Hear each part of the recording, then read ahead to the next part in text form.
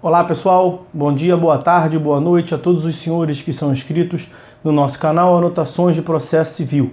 Se você ainda não é, eu sou o professor Arthur Vieira e depois que eu concluí o meu doutorado em Direito Processual, eu resolvi me dedicar a esses veículos de comunicação para que eu pudesse transmitir aos senhores conhecimento jurídico de qualidade e de forma gratuita. Aqui eu vou pontuar o meu e-mail de contato para que eventuais interessados possam estabelecer um contato mais direto. Inclusive, nós podemos eventualmente considerar a hipótese de publicar um artigo científico em conjunto, tá certo? Bom, gostaria de pontuar também com os senhores o nosso canal no YouTube. Se você ainda não é inscrito, basta clicar no ícone do livro que fica no canto inferior do vídeo para que você se inscreva. Sugiro também que você clique no ícone do sininho para que você possa ativar as notificações dos vídeos que são constantemente disponibilizados por aqui. Gostaria de apresentar também aos senhores a nossa plataforma acadêmica, arturvieiracursos.com.br, arturvieiracursos.com.br, onde os senhores encontrarão cursos online de modo gratuito, inclusive com a emissão de certificado válido em todo o território nacional. Tá certo? Então, após a pausa, nós vamos tratar do vídeo de hoje. Então, meus amigos, vamos lá. No vídeo de hoje, nós vamos continuar a tratar da denunciação da lide. Nós já vimos no vídeo anterior considerações gerais sobre a denunciação da lide, que está entre os artigos 125 e 129 do CPC. No vídeo anterior, nós já apresentamos considerações gerais sobre o Instituto, para que ele serve, sua previsão normativa e, basicamente, a legitimidade. Pode ser proposta tanto pelo autor quanto pelo réu. Vimos também a estrutura, como é que fica a configuração gráfica do processo. No vídeo de hoje, eu quero tratar com os senhores a respeito das principais características da denunciação da lide. Então vamos lá. Uma primeira característica a respeito da denunciação da lide é que ela é uma modalidade de intervenção de terceiro forçada. Intervenção de terceiro forçada ou coercitiva. Por que intervenção de terceiro forçada ou coercitiva? Que nós temos uma demanda originária entre as partes da demanda originária e a intervenção de terceiro se dá pelo manejo de uma demanda autônoma proposta por uma das partes, pode ser ou o autor ou o réu, em face do terceiro. Como nós temos o oferecimento de uma demanda autônoma,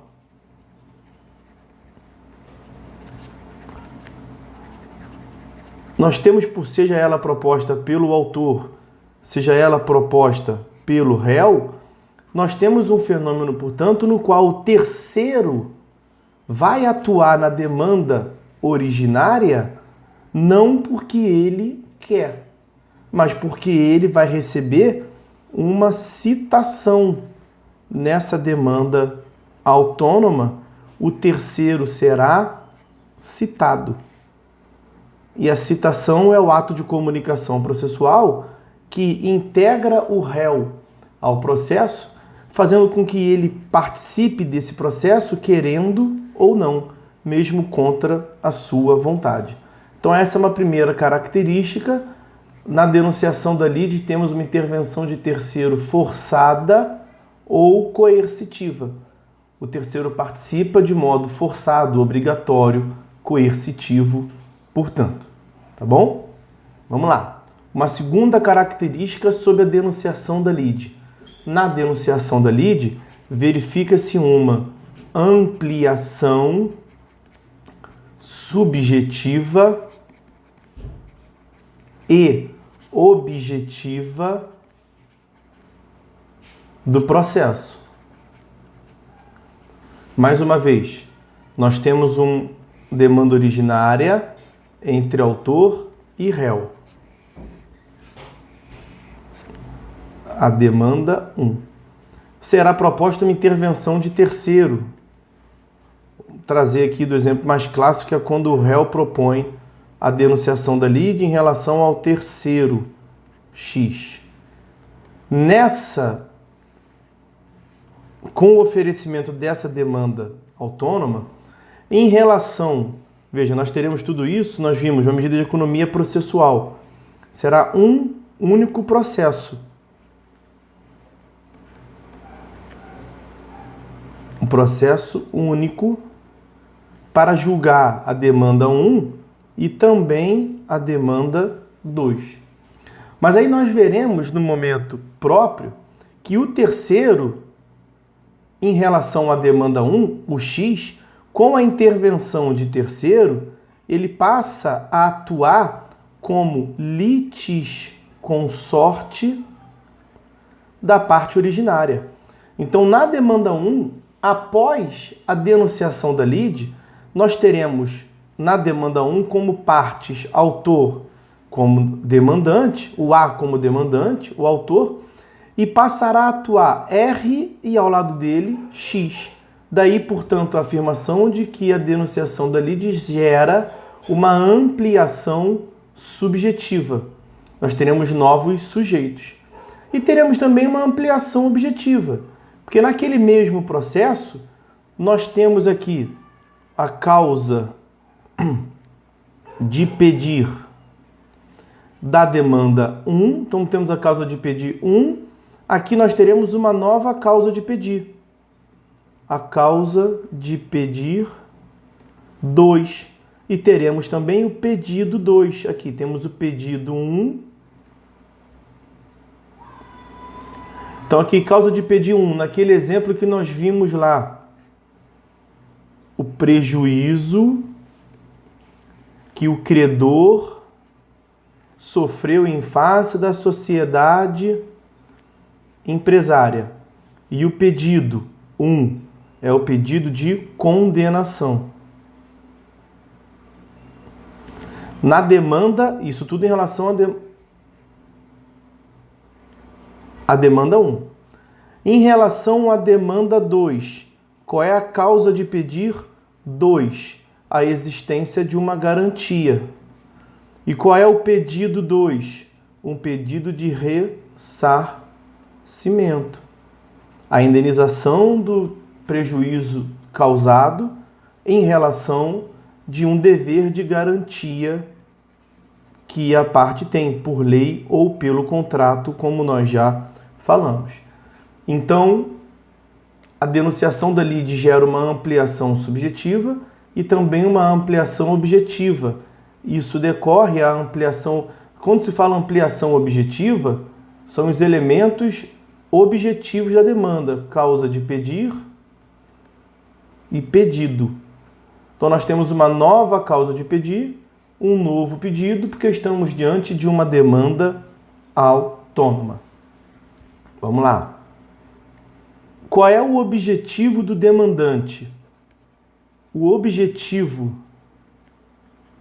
do demandante ou do denunciante, o objetivo do denunciante é o quê? É se ressarcir, é o ressarcimento de prejuízo sofrido na demanda originária. Beleza? E isso é importante porque ele vai obter, e aí, consequentemente, um outro objetivo que o demandante tem é o de obter um título executivo em face do denunciado, tudo isso no mesmo processo. E aí, quem trata disso, do recebimento de um título executivo em face do denunciado no mesmo processo,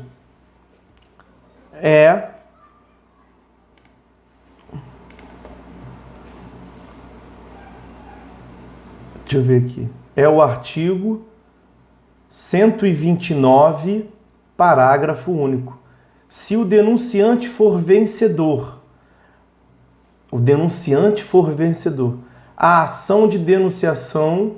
Não, mentira. É o 129 caput. Se o denunciante for vencido na ação principal, que é o fenômeno que nós estamos vendo aqui, ó, ressarcimento do prejuízo sofrido na demanda originária, significa dizer, portanto, que o denunciante sofreu um prejuízo porque ele foi a parte vencida.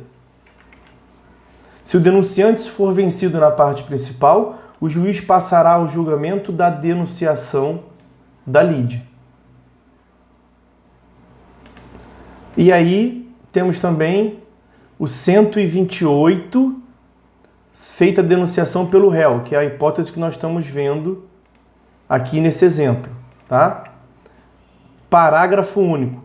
Procedente o pedido da ação principal, pode o autor, se for o caso, requerer o cumprimento da sentença também contra o denunciado nos limites da condenação desta ação regressiva.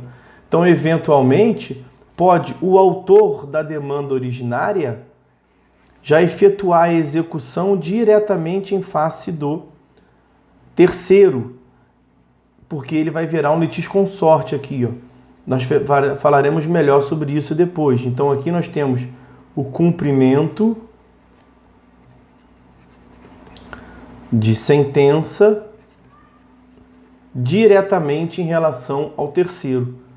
Então, o objetivo do denunciante é esse, ressarcir do prejuízo e ele obter um título executivo, uma sentença de procedência. Veja, aqui nós temos uma sentença de procedência do A, do autor da demanda originária, em relação ao R. E sendo a denunciação julgada procedente, R também vai ter um título em relação a X. Tanto pode R se ressarcir em relação a X, como pode A diretamente executar X.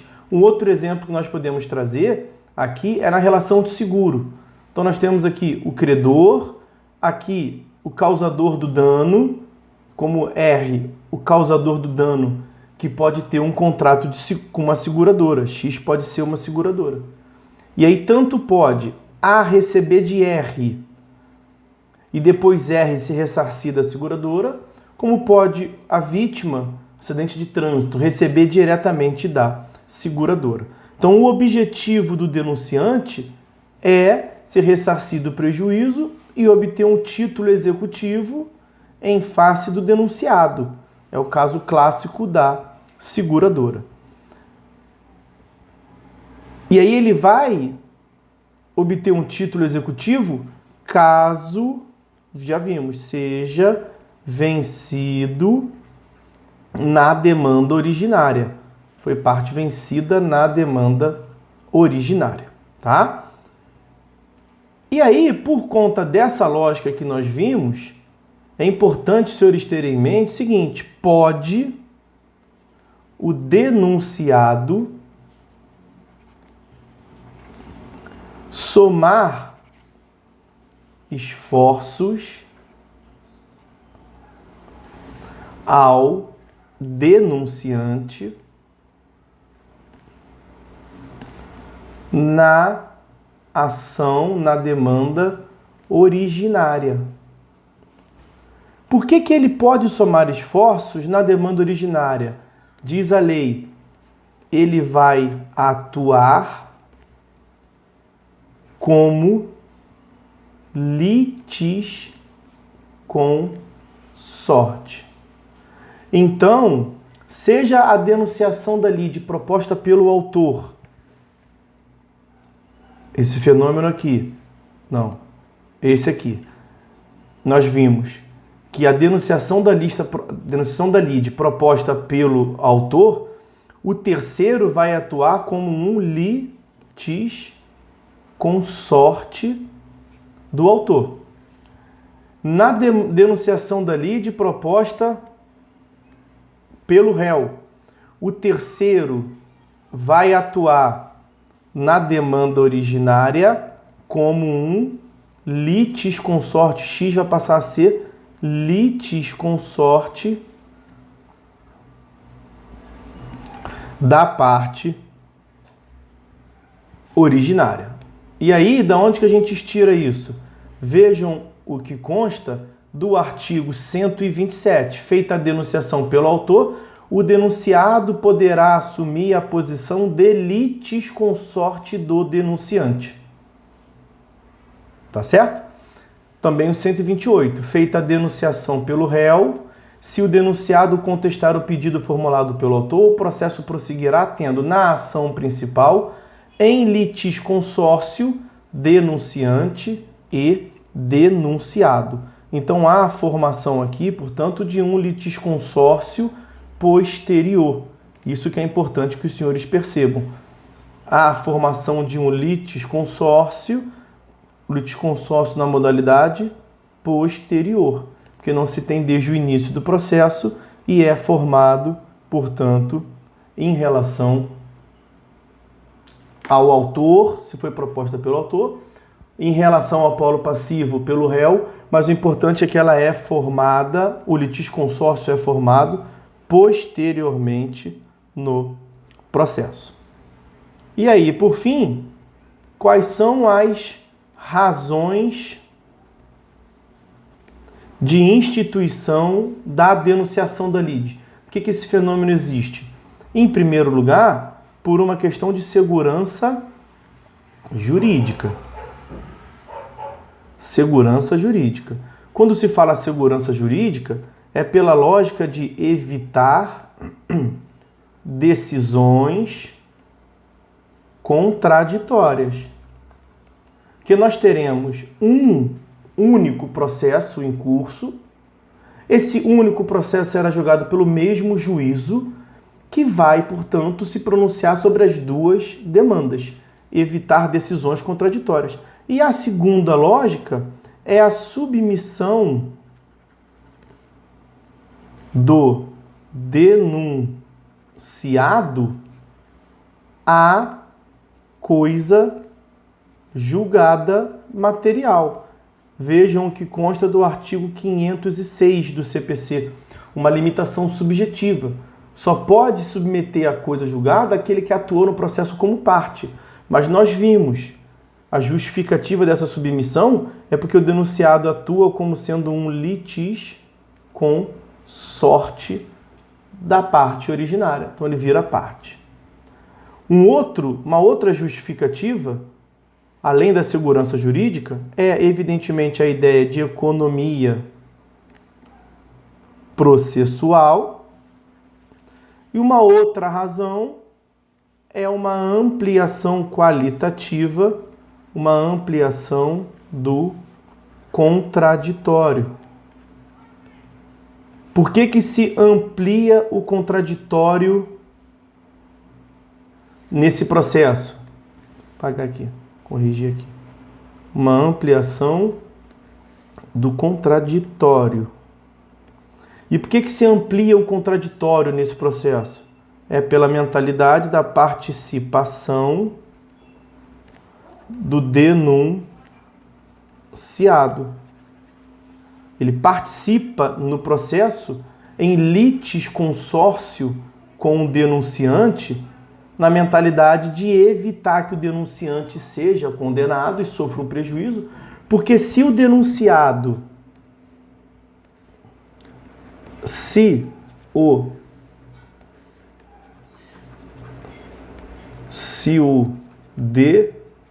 denunciante for vencedor, nós temos como consequência que a denunciação da lide, denunciação da lide entendido como aquela demanda de regresso, ela perde o objeto. O juiz deixa de julgar a denunciação da lide, porque a justificativa da denunciação da lide é um direito de regresso. E o direito de regresso, ele vai demandar, portanto, um prejuízo do denunciante. Mas se o denunciante for vencedor, ele não teve prejuízo nenhum. Então esse é um ponto interessante que nós podemos extrair deixa eu ver aqui qual é o artigo. Ah lá, 129, parágrafo único. Se o denunciante for vencedor, a ação de denunciação não terá o seu pedido examinado, sem prejuízo da condenação do denunciante ao pagamento das verbas de sucumbência em favor do denunciado. Artigo 129, portanto, 129, parágrafo único. Então aqui, ó, artigo 129, parágrafo único. Então, essas eram as considerações que eu queria tratar com os senhores no vídeo de hoje. Tem mais coisa para ver a respeito da denunciação da lide, mas já avançamos bem. Veremos as próximas considerações nos outros vídeos. Por hora é só, meus amigos. Fiquem todos com Deus e até a próxima.